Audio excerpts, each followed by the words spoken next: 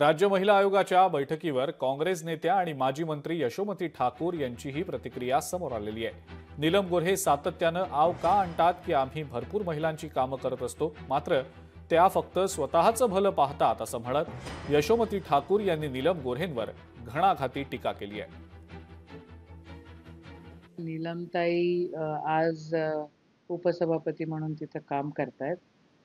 त्या सातत्याने आवाका आणतात की आम्ही भरपूर महिलांची कामं करत असतो, पण नीलमताईंचं फक्त सेल्फ कॉन्सन्ट्रेटेड असतं सगळं। त्या काही खूप त्यांना काही फंडिंग आणि काही गोष्टीसाठी त्या असतात आणि त्याच्यासाठी त्या सगळं करत असतात। माझं असं प्रामुख्याने मत आहे की ह्याच्यामध्ये राजकारण न होता शक्ती कायदा इम्प्लिमेंट झाला पाहिजे।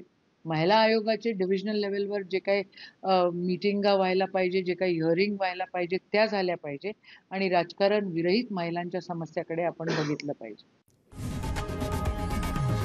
लोकशाही मराठी ऐका, पहा, जागरूक रहा।